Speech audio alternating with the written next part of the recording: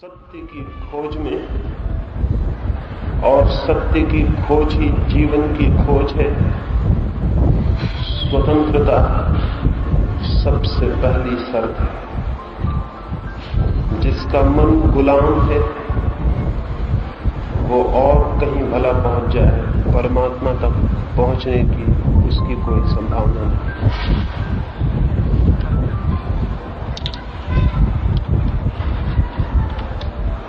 जिन्होंने अपने चित्त को सारे बंधनों से स्वतंत्र किया है, केवल वे ही आत्माएं स्वयं को, सत्य को और सर्वात्मा को जानने में समर्थ हो पाती हैं। ये थोड़ी सी बातें कल मैंने आपसे कही, उस संबंध में बहुत से प्रश्न मेरे पास आए हैं। सबसे पहले एक मित्र ने पूछा है कि यदि हम शब्दों से मौन हो जाएं, मन हमारा शून्य हो जाए,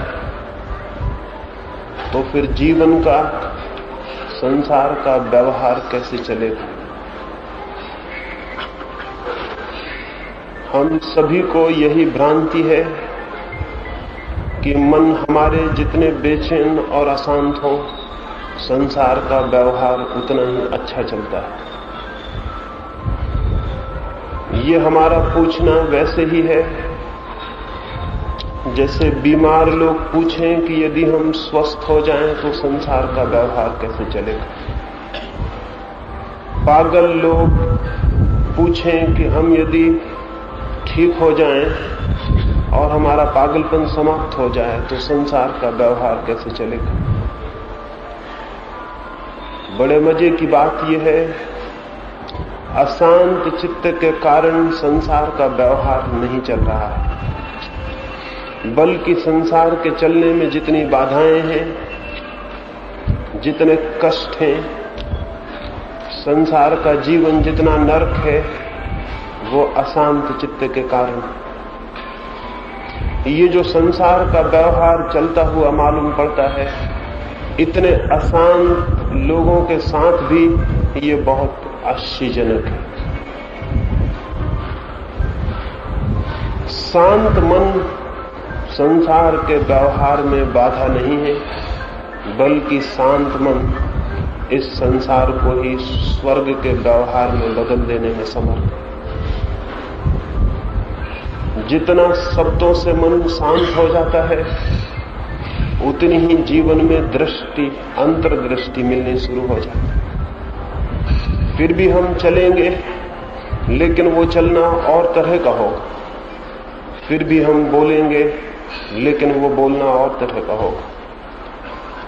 फिर भी हम उठेंगे, फिर भी जीवन का जो सामान्य क्रम है वो चलेगा, लेकिन उसमें एक क्रांति हो गई होगी।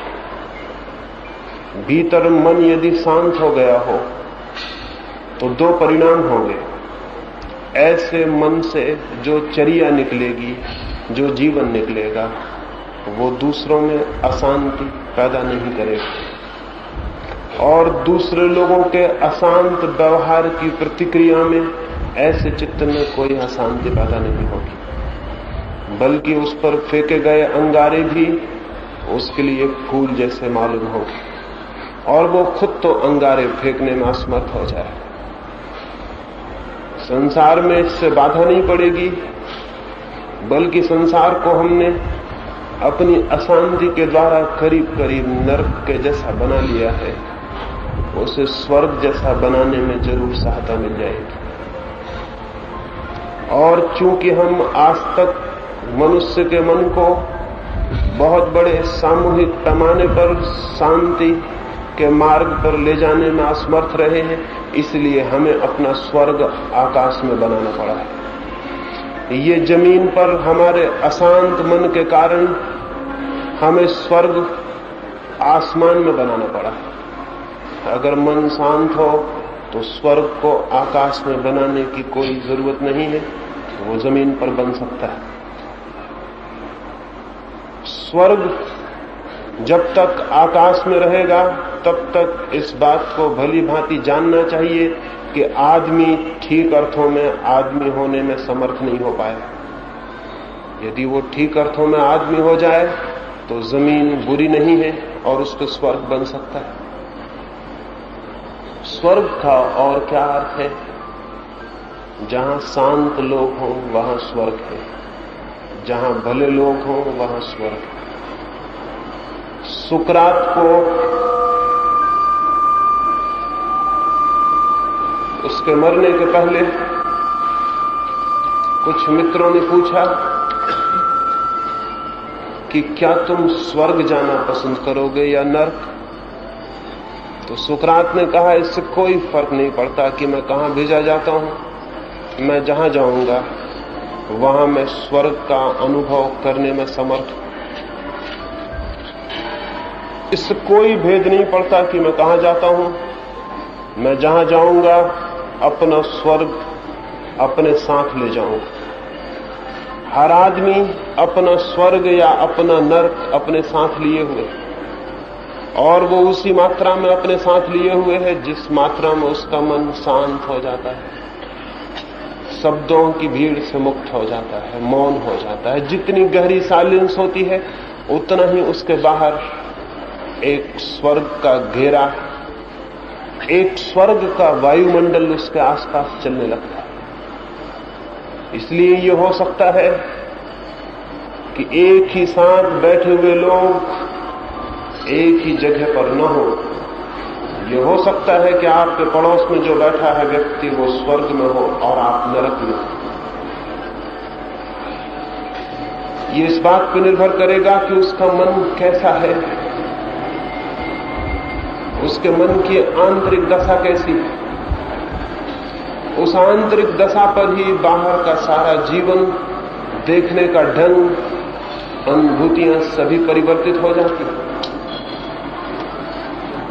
हमारे ही बीच महावीर या बुद्ध या क्राइस्ट जैसे लोग हुए हैं जो हमारे ही बीच थे, हमारी ही जमीन पर थे, लेकिन इसी जमीन पर उन्होंने उस आनंद को जाना जिसकी हमें कोई भी खबर नहीं।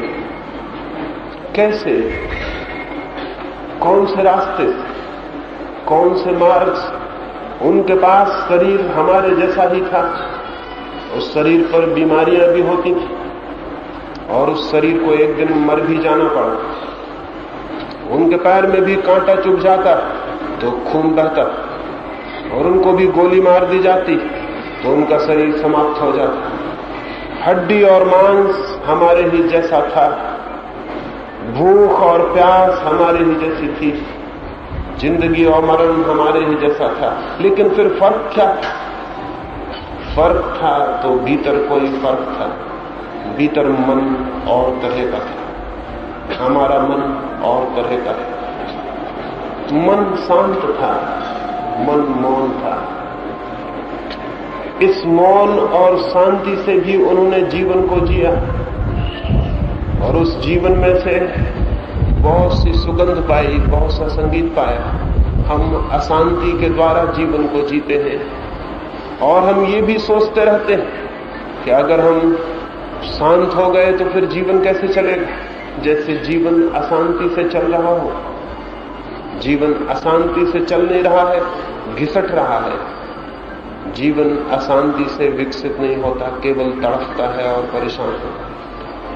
और जीवन के व्यवहार का शांत हो जाने से कोई विरोध नहीं, लेकिन शायद सैकड़ों वर्षों की शिक्षाओं ने हमारे मन में एक तरह का द्वंद्व, एक तरह का द्वैत पैदा कर दिया। सैकड़ों वर्षों से ये कहा जाता रहा है कि जिस व्यक्ति को शांत होना है उसे संसार छोड़ देना पड़ेगा। सैकड़ों वर्षों से ये बात समझाई गई है कि शांत होना, सत्य के मार्ग पर होना और संसार का व्यवहार, ये दोनों विरोधी बातें। मैं आपसे निवेदन करता हूं, ये बड़ी खतरनाक शिक्षा थी, और इस शिक्षा के कारण ही जीवन धार्मिक नहीं हो पाया। इस शिक्षा के कारण ही